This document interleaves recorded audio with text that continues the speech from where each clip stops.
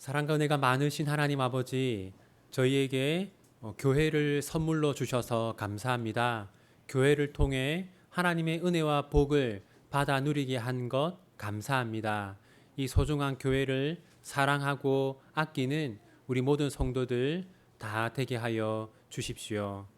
하나님, 특별히 건강이 좋지 않아서 또는 사고로 인해서 또는 수술 후에 건강이 좋지 않아서 오늘 예배에 함께하지 못한 성도들이 있습니다. 한 분 한 분 어디에 있든지 하나님께서 지키시고 그들의 몸과 영혼을 늘 보살펴 주시기를 소원합니다. 이 시간 또한 우리가 아브라함의 삶을 살펴보려고 합니다. 아브라함의 삶을 통해 우리를 향한 하나님의 뜻을 깨달아 알 수 있도록 주님 도와주십시오. 예수님의 이름으로 기도합니다. 아멘. 오늘은 네 번째 시간 아브라함과 하나님의 언약을 살펴보겠습니다.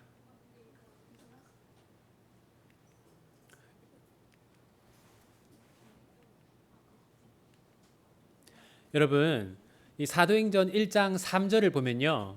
예수님이 죽으시고 부활하신 다음에 다시 하늘로 올라가시기까지 40일 동안 땅에 계셨잖아요.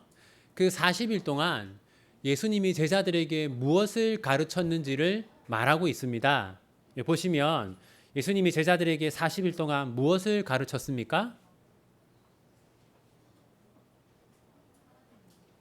하나님 나라의 일을 말씀하셨다, 이렇게 기록하고 있죠. 예수님을 죽으시고 부활하신 다음에 하늘로 올라가시기 전까지 40일 동안 하나님 나라에 관해서 가르쳐 주셨습니다. 이처럼 여러분, 성경의 핵심 주제가 무엇이냐면 하나님 나라라고 할 수 있어요. 자, 여러분, 원래 하나님이 세상을 창조했을 때 이 세상은 전부 다 하나님의 나라였습니다. 그런데 아담이 타락한 이후로 이 세상에 죄가 들어오게 되었잖아요. 그때부터 하나님 나라와 세상 나라로 나누어지게 되었습니다. 뿐만 아니라 사람들도 나누어지게 되었는데, 하나님의 백성들이 있고 또한 사탄의 백성들이 있는, 이렇게 나누어진 세상이 되었어요. 그래서 처음으로 분명하게 나누어진 게 가인과 아벨을 통해서 드러납니다. 여기서 아벨은 하나님 나라의 백성이고 가인은 세상 나라의 백성이죠. 그런데 가인이 아벨을 죽임으로써 하나님 나라의 계보는 셋이라고 하는 사람이 이어갑니다. 그리고 성경은 이 셋의 후손들을 하나님의 아들이라고 부르고 가인의 후손들을 사람의 딸이라고 부릅니다. 그런데 창세기 6장에 가면 이 하나님의 아들들하고 사람의 딸들하고 결혼을 하죠. 이것은 이제 셋의 후손들도 더 이상 하나님의 백성이 아니라 이 세상 나라의 백성이 되었음을 보여주는 것입니다. 그래서 하나님이 어떤 일을 하십니까? 노아의 홍수로 세상을 심판하시죠. 자, 이제 이 세상에는요, 노아의 가정만 남게 되었어요. 이렇게 노아의 세 아들 셈과 함과 야벳을 통해서 역사가 새롭게 시작되는데, 여러분, 이제 더 이상 사탄의 백성들이 노아의 홍수로 심판을 받고 다 사라졌습니까? 그게 아니죠.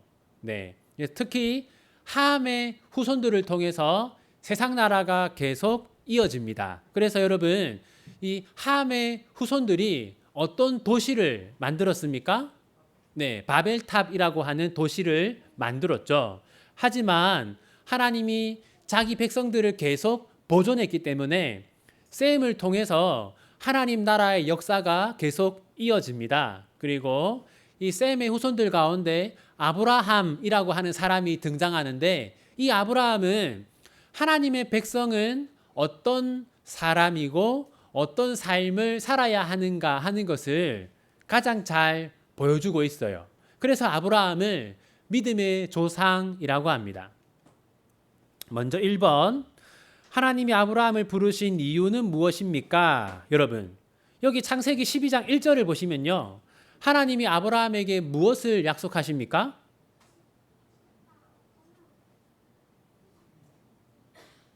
하나님이 무엇을 준다고 해요? 네, 땅을 준다고 하죠. 그 다음에 2절에서는 무엇을 준다고 합니까? 큰 민족을 주겠다라고 하죠.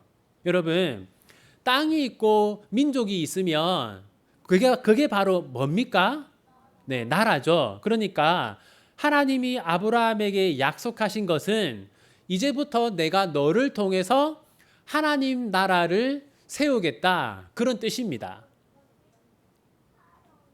근데 여러분, 그러면 이 세상에서 하나님의 나라는 어떤 일을 해야 할까요? 그걸 보여주는 것이 3절입니다. 자, 여러분, 3절을 보면요. 하나님 나라는 이 세상에서 어떤 일을 합니까?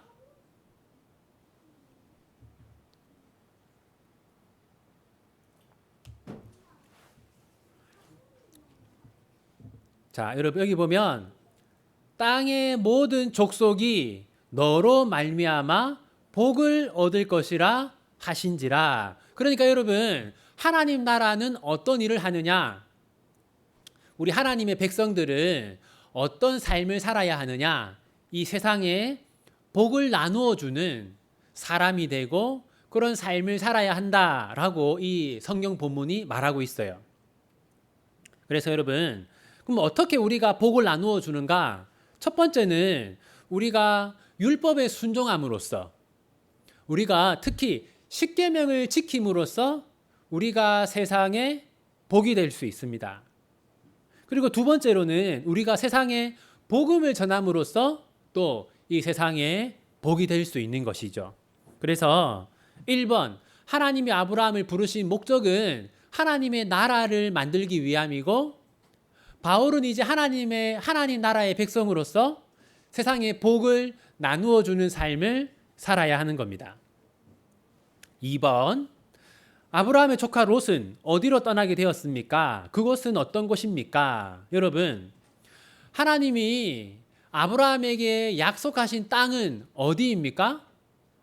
가나안 땅이죠. 그러니까 아브라함과 아브라함의 후손들은 어떤 일이 있어도 가나안 땅에 남아 있어야 합니다. 그런데 롯은 어떻게 했어요? 이 가나안 땅에서 사는 것이 힘드니까 소돔과 고모라로 옮겼어요. 그리고 여기 보면 여러분, 소돔과 고모라로 옮긴 이유가 뭡니까? 거기가 에덴 동산 같고 애굽 땅과 같았더라. 그러니까 하나님이 약속한 가나안 땅은 이 물도 부족하고 뭔가 농사를 짓거나 목축업을 하기 힘들단 말이에요. 그런데 소돔과 고모라는 훨씬 더 좋았거든요. 그러니까 자, 롯이 이 가나안을 떠난 거는요, 하나님의 백성이 어떻게 살아야 하는지를 우리에게 보여주는 사건입니다. 하나님은 어디에 살라고 했어요? 가나안에 거주하라라고 했는데 롯은 가나안보다는 소돔이 더 살기 좋아 보이는데 라고 하면서 옮겼던 겁니다. 자, 그다음에 세 번째, 살렘 왕 멜기세덱은 누구입니까? 아브라함은 그에게 무엇을 바칩니까? 여러분, 혹시 우리 어린이들 중에서 나는 멜기세덱 잘 모른다, 처음 들어봤다, 오늘미 처음 들어봤지? 네. 여러분, 이 멜기세덱을 대부분 잘 모르는데 멜기세덱이 조금 중요합니다. 왜냐하면 이 멜기세덱이라는 이름이 신약 성경에 여러 번 나옵니다. 자, 우선 이 멜기세덱이 누구냐면 여기서 오른쪽에 있는 사람이 이제 멜기세덱이에요. 왼쪽에 있는 사람은 누굴까요? 아브라함입니다. 아브라함이 전쟁에서 이기고 전리품을 많이 가지고 왔어요. 그때 멜기세덱이라고 하는 살렘 지역의 왕이 와서 아브라함을 축복해 주었습니다. 그런데 성경에 보면요, 이 멜기세덱이 제사장이었다라고 되어 있어요. 그러니까 여러분, 이 멜기세덱은 첫 번째 직분이 뭐라고요? 제사장이고 또 뭡니까? 네, 그러니까 왕이면서 제사장인 겁니다. 자, 여러분, 우리가 성경을 보면요, 제사장은 어느 지파에서만 나올 수 있을까요?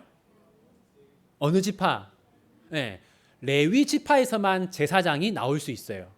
그러면 예수님은 어느 지파일까요? 유다 지파. 그럼 예수님은 제사장이 될 수 있습니까? 없습니까?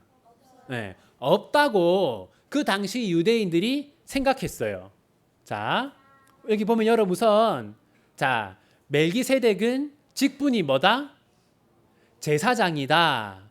그런데 여러분, 이 멜기세덱은 레위 지파입니까? 아닙니까?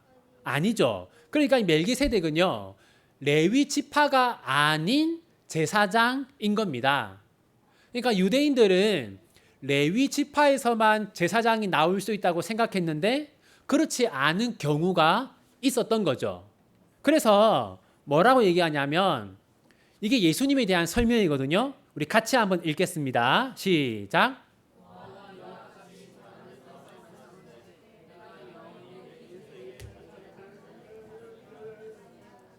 네, 이게 무슨 말이냐면 원래는 제사장이 레위 지파에서만 나와야 되는데 특별한 예외가 있다는 거예요. 그게 멜기세덱인 겁니다. 그러니까 예수님도 멜기세덱과 같은 특별한 예외다라는 말을 하는 거예요. 그래서 멜기세덱은 예수님을 예표하는 사람입니다. 멜기세덱이 왕이면서 제사장이었잖아요. 그러니까 예수님도 왕이면서 제사장이었습니다. 그러니까 멜기세덱은 예수님을 예표하는 사람이다. 그런 점에서 중요한 사람이에요. 여러분들 이름을 기억해 놓을 필요가 있습니다. 다음에 4번. 하나님은 아브라함에게 땅을 주겠다고 약속하시며 어떤 일을 하십니까? 자, 여러분 같이 읽어볼게요. 해가 져서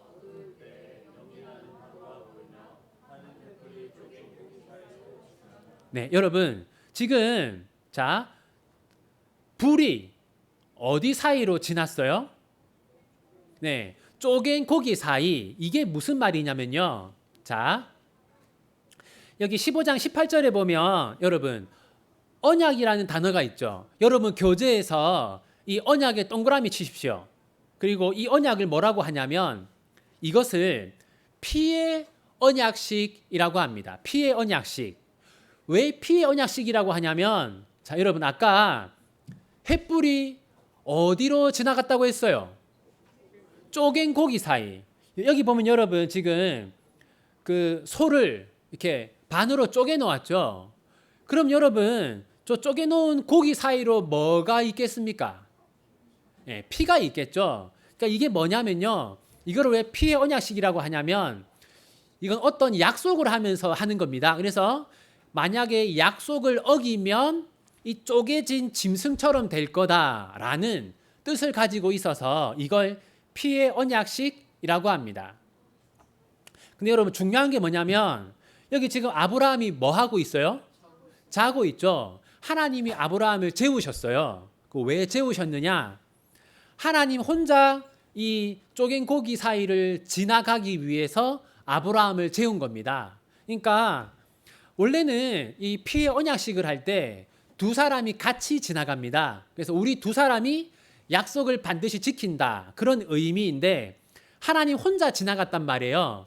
이건 어떤 의미냐면 네, 비록 아브라함은 약속을 지키지 못하는 일이 있을지라도 하나님은 반드시 지킨다. 그런 의미인 겁니다. 네. 그래서 하나님이 아브라함에게 자손과 땅을 준다고 약속하셨는데 아브라함이 부족할지라도 하나님은 아브라함에게 땅과 자손을 반드시 주실 것이다. 그런 의미가 이 언약식에 담겨 있는 것이죠. 그런데 5번 하나님의 약속을 기다리지 못한 아브라함은 결국 어떤 행동을 합니까? 여러분 하나님 혼자 지나갔잖아요. 그것은 아브라함이 아무리 부족해도 하나님은 하신다, 그런 뜻이었는데, 아브라함은 자기의 나이가 너무 많았기 때문에 더 이상 지체되면 자녀를 가지지 못할 거라고 생각했어요. 그래서 자, 여종 가운데 하갈이라고 하는 여인과 동침해서 자녀를 갖습니다.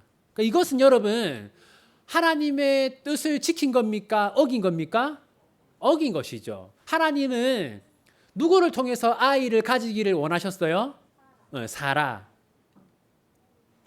그래서 여러분, 자, 아브라함은 하나님의 때를 기다리지 않고 세상 사람들이 사용하는 방법을 사용함으로써 하나님 앞에서 죄를 지었습니다. 6번, 아브라함이 99세가 되었을 때 하나님은 무엇을 명령하십니까? 자, 여러분, 하나님이 아브라함에게 무엇을 하라고 합니까? 뭘 하라고 해요? 여기서 여러분, 할례라고 하는 단어에 표시하시고, 그 다음에 포피를 베어라, 거기 한번 밑줄 그어 보십시오. 그러니까 여러분, 할례가 뭐냐? 포피를 베는 겁니다. 포피는 뭐냐면 남자의 생식기입니다. 근데 여러분, 고대에 이 남자의 생식기는 힘과 생명을 상징했어요. 근데 힘과 생명을 상징하는 걸 자르라는 것은 어떤 뜻이겠습니까? 사람에게는 뭐가 없다? 힘과 생명이 없다. 누구에게만 있다? 하나님께만 있다라는 겁니다. 그러니까 무슨 말이냐면, 아브라함은 이제 99세이기 때문에 자녀를 가질 능력이 있어요, 없어요? 없는 것이죠. 생명을 산출해낼 능력이 없어요. 그런데 하나님은 할 수 있다라는 걸 이 할례가 보여주는 겁니다. 그리고 또 중요한 게 뭐냐면요, 할례라는 것은, 그러니까 하나님이 아브라함에게 너뿐만 아니라 너의 후손들도 대대로 할례를 해야 된다라고 했거든요. 근데 이 할례가 뭐냐면, 나는 하나님의 백성이다라는 것을 드러내는 의식인 겁니다. 그러니까 여러분, 이게 뭘 의미하냐면, 하나님의 백성은 자기 능력이 아니라 하나님의 은혜로 사는 사람이다라는 것을 할례가 보여주는 거죠. 근데 여러분, 더 중요한 게 있는데, 우리가 지금은 할례를 합니까, 안 합니까? 안 하죠. 왜 우리가 할례를 안 합니까? 자, 예수님이 다른 걸 하라고 했어요. 그게 뭘까요? 이제 여러분, 자, 할례라는 게 나는 세상에 속한 사람이 아니고 하나님께 속한 사람이다 라는 걸 나타내는 의식이라고 했죠. 예수님이 이제는 다른 걸 하라고 했어요. 그게 뭡니까? 네, 세례입니다. 세례. 그래서 여러분, 지금 이제 우리 지금 한결이하고 연우하고 세례를 받아야 돼요. 조만간. 세례를 받기 전에 이제 공부를 하고 세례를 받아야 되는데, 우리가 세례를 왜 받냐면, 나는 세상에 속한 사람이 아니고 하나님께 속한 사람이다라는 것을 이제 공식적으로 온 교인들 앞에서 공표하는 의식입니다. 그래서 우리 한결이와 연우 부모님은 두 아이가 세례 교육을 때가 되면 받을 수 있도록 마음의 준비를 해 주십시오. 자, 그 다음 7번. 하나님이 약속하신 아들의 이름은 무엇이고 그 뜻은 무엇입니까? 자, 여러분, 하나님이 아브라함에게 아들의 이름을 뭐라고 지으라고 합니까? 이삭. 이삭에 표시해 보세요. 자, 이삭에 표시하시고, 여러분, 이삭이라는 이름의 뜻이 뭡니까?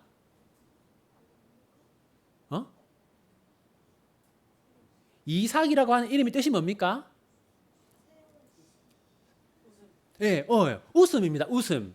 그러니까 여러분, 이제 하나님이 왜 아브라함에게 아들의 이름을 웃음으로 지으라고 했냐면, 아브라함이 이제 75세에 부름받아서 100세까지 25년 동안 기다렸잖아요. 이런 겁니다. 하나님께서 약속하신 것을, 그러니까 하나님이 약속하신 것을 언젠가 이루어 주실 것이라고 굳게 믿고 기다리는 사람은 언젠가는 웃을 수 있다라는 그런 의미가 담겨 있는 겁니다. 그러니까 여러분들도 다 하나님 앞에서 기도하면서 기다리는 기도의 제목들이 있잖아요.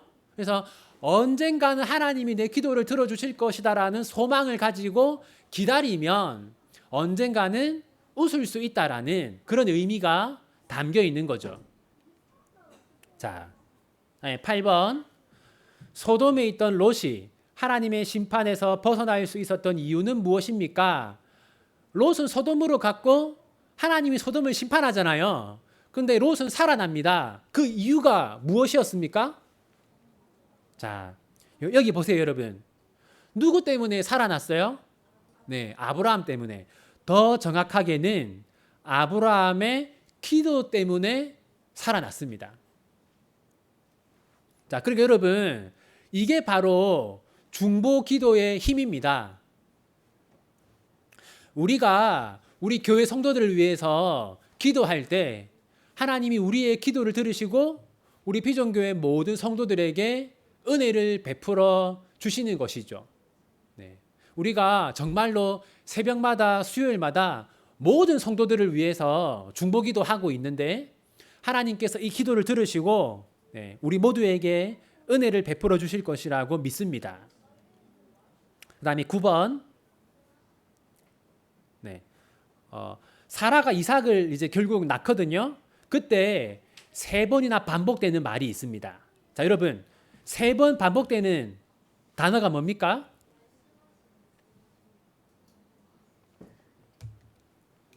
네, 여러분.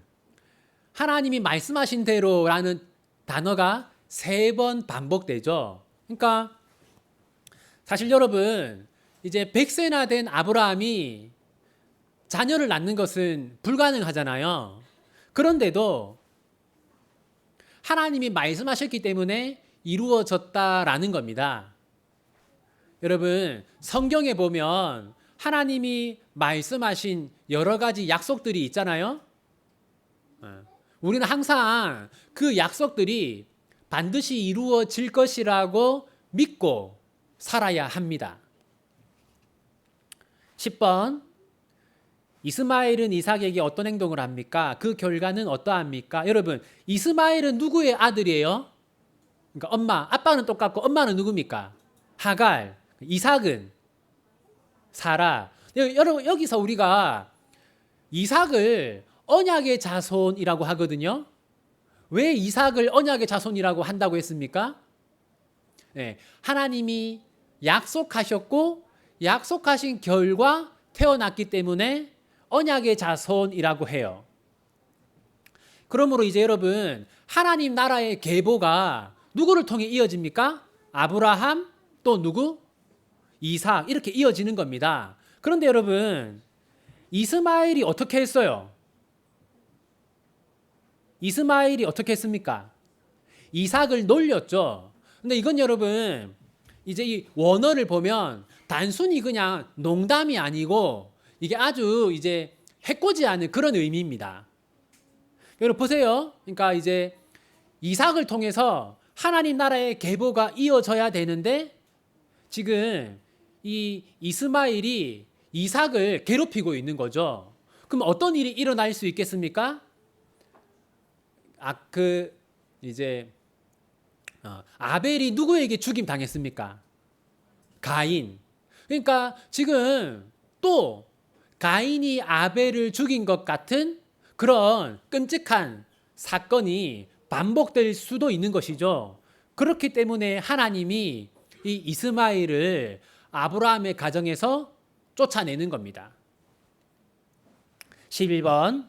하나님은 100세에 낳은 이삭을 어떻게 하라고 하십니까? 그 이유는 무엇입니까? 하나님이 어떻게 하라고 해요? 이삭을 번제로 바치라라고 하죠. 여러분, 제사에는 여러 종류가 있는데 번제로 드리는 제사는 제물을 어떻게 할까요? 죽여서 그 다음 불로 태웁니다. 번제는 불로 태워서 연기를 하나님께 올려드리는 제사입니다. 그러니까 하나님이 아브라함에게 아들 이삭을 죽인 다음에 불로 태워라라고 한 거예요. 여러분, 하나님이 왜 이렇게 했을까요? 자, 여러분, 이 누굽니까? 산타 할아버지는 실제로 있습니까? 없습니까? 네, 있습니다. 네, 여러분, 있어요. 네. 네. 여러분의 아빠가 산타 할아버지입니다. 자. 여러분, 사람들은 이 산타 할아버지를 좋아하는 것처럼 보이죠? 근데 사실은 산타 할아버지를 좋아하는 게 아니라 뭘 좋아하는 겁니까? 네. 산타 할아버지가 주는 선물을 좋아하는 거죠. 만약에 산타 할아버지가 선물을 주지 않으면 산타 할아버지를 좋아할 사람이 아무도 없어요. 자, 여러분. 자, 사람들이 이제 이 자판기 자체를 좋아하지 않죠. 뭘 좋아합니까? 네, 내가 돈을 넣으면 음료수가 나오니까 좋아하는 것이죠. 마찬가지로 사람들이 하나님을 이 산타 할아버지나 자판기처럼 생각하는 경우가 많습니다. 그러니까 하나님보다 하나님이 주시는 것을 더 좋아하는 거죠. 네 아빠가 준다니까? 네. 아빠가 산타 할아버지야. 자, 여러분, 그러니까 아브라함도 그런 생각을 했던 겁니다. 하나님보다 하나님이 주신 선물인 이삭을 더 좋아했던 것이죠. 그렇기 때문에 하나님께서 이삭을 바치라고 했던 겁니다. 자, 그다음에 12번. 아브라함은 이삭의 배우자를 어떻게 선택합니까? 여러분, 여기 보면 이제 중요한 게 나오는데 먼저 이삭의 아내를 어디에서 찾으면 안 돼요? 네, 가나안 족속 중에서는 찾으면 안 되죠. 그래서 가나안 족속에 한번 표시해 보세요. 자, 왜냐하면 이 가나안은 바알과 아세라라고 하는 우상을 숭배하는 사람들이기 때문에 우상 숭배자하고는 결혼해서는 안 된다는 겁니다. 자, 그 다음, 그럼 가나안 족속 말고 어디서 찾아야 돼요? 어디서? 네, 아브라함의 고향에서. 그러면 이제 여러분, 그럼 아브라함의 고향 사람들은 우상 숭배자가 아닙니까? 우상 숭배자가 맞죠. 그런데 지금 이제 뭐가 중요하냐면 아브라함이 이렇게 얘기해요. 내 고향으로 가서 그 여자를 어떻게 해라? 데리고 와라. 그러니까 누구냐면 우상을 숭배하던 삶을 버리고 하나님을 믿기로 하는 여자를 이제 자기 아들 이삭과 결혼을 시키려고 하는 것이죠. 여러분, 그러니까 여러분, 이것은 여러분, 절대로 여러분, 자, 하나님은 여러분들이 우상 숭배자와 사귀거나 결혼하는 것을 절대로 원하시지 않습니다. 네. 자, 연우야, 너 여자친구 있어? 없어? 자, 불신자하고 사귀면 돼, 안 돼? 예, 예. 지켜보겠습니다. 자, 여러분 절대로 안 됩니다. 아시겠죠? 네. 자, 그 다음에 자, 우리 이제 이게 2018년도 조사인데요. 이게 이제 제가 남자도 있고 여자도 있었는데 거의 같아서 하나만 가지고 왔는데 여자들이 결혼할 남자에게 따지는 거 제일 많은 거 36.2% 경제력, 돈이 얼마나 많은가. 이게 1번. 그 다음에 이제 성격 25.7%. 그 다음에 가정환경 19.8%, 외모 18.3%. 여러분, 자, 우리는 첫 번째가 뭐다? 첫 번째가 뭐다? 믿음. 믿음이 제일 중요합니다. 알겠죠? 네. 믿음이 제일 중요하다. 그다음 뭐 두 번째, 세 번째는 여러분 알아서 하시고, 예, 믿음이 제일 중요합니다. 네. 자, 우리 기도하고 마치도록 하겠습니다. 하나님 아버지, 하나님께서 하나님의 나라를 세우기 위해 아브라함을 부르셨습니다. 그리고 아브라함을 통해 하나님의 나라를 세우셨습니다. 마찬가지로 하나님께서 지금 저희를 통하여 이 땅에 하나님 나라를 세워 가시는 줄 믿습니다. 하나님, 저희가 이 타락한 세상 속에서 거룩한 하나님 나라를 세울 수 있도록 도와주십시오. 그리고 우리가 하나님의 말씀에 순종하고 또한 복음을 전함으로써 세상에 복을 나누어 주는 삶을 살 수 있도록 주님 도와주십시오. 하나님 아버지, 아브라함은 끝까지 가나안 땅을 지켰지만 롯은 더 풍요로운 곳을 찾아 약속의 땅을 떠났습니다. 하나님, 비전교회 모든 성도들이 자신의 생각을 내려놓고 하나님의 뜻을 따라 살아가게 하시고 힘들고 어려운 순간에도 하나님의 뜻을 어기지 않도록 도와주십시오. 시작하는 이 한 주간 동안에도 비전교회 모든 성도들 몸과 마음을 지켜주시고 또 하나님, 수술을 하시는 분, 치료를 받는 분, 또 수술 후에 점점 몸의 회복을 또 바라고 있는 분들, 그런 성도들 하나님 한 명 한 명에게 크신 은혜를 더하여 주시고 또 하나님, 의사들과 의료진들의 손길을 통하여서 수술과 치료를 잘 받을 수 있도록 도와주시기를 소원합니다. 하나님, 또한 우리의 생명이, 우리의 건강이 하나님께 달려 있음을 믿습니다. 하나님께서 은혜 내려 주십시오. 우리의 몸과 마음을 늘 강건하게 지켜 주십시오.